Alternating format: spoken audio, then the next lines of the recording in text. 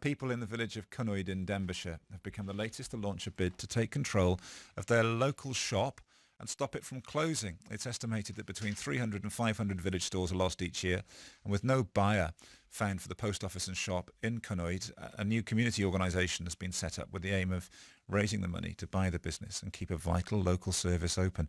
Rob Thomas has been along to speak to those involved and to gauge their chances of success. Lunchtime in the Cynwyd village shop, and there's a surge of customers as staff from the neighbouring Evod Williams Trailers factory arrive to buy food and snacks. This daily influx of customers is one reason why this village store and post office is still a thriving business.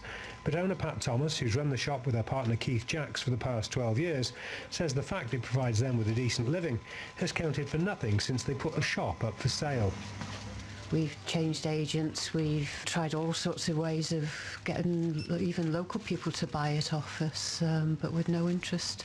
People see small businesses closing down for probably the reason that the shop isn't sufficiently pulling in enough business. But this shop really does make money. With so little interest from potential buyers, the couple are now considering closing the shop and just living in the building, a plan which customers say would hit Cynwyd hard. The shop should be kept because people really do need to use it on dinner time. Oh, very important. It's our lifeline, really. What do you use it for? Post office, bread, banking, everything, really. I've only just moved into the village, so I come here every couple of days. It's handy. I hope it doesn't close or anything. And the villagers are not prepared to let such an important facility disappear without a fight. Mabonat Gwynfor is chair of a new community group, which has been set up with the aim of buying the shop within the next 2 years and running it as a cooperative. It's a pretty stark choice for us. We either come together as a community, find funding from government sources, lottery sources, any sources out there, or we lose the service. And in terms of the way it would work in future, we don't know fully yet. We're still putting the business plan together. We are likely to depend on volunteers in the short term as we get the business up and running, but we'd like it to be fully funded, a professionally run business in its own right. the model that villagers in Cynwyd hope to follow has become increasingly popular in the last 25 years.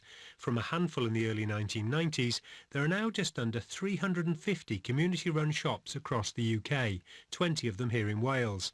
And while the number of village shops being lost is still high, the chances of success for community groups which step in to take them over are good. Kat Darling works for the Plunkett Foundation, which offers support and advice to those setting up such cooperative businesses. Between 300 and 500 village shops close every year. Community ownership helps to save an average in the last 5 years of 22 of those shops. But what we see, they have a really excellent survival rate. Their survival rate is at around 98-99%, whereas if you compare that with the average number of small businesses, they have around a 45% survival rate over 5 years. Are you all right for change? Yes. And the people of Cynwyd don't have to travel far to see what can be achieved. Nearby Porthglas had no shop for 20 years. The community got together to change that, and their store recently won the Village Shop of the Year award for Wales. Manager Rhian Jones says the wider community has been the real winner since they opened. It has just brought everybody together, and it's not just a shop really, because there are so many things going on. It has done a world of difference to the area really. Lovely. Thank you very much. There you are. Thank you very much. Happy New Year to you. Happy New Year to you. That's Rhian Jones from the Porthglas Community Shop, ending that report by Rob Thomas.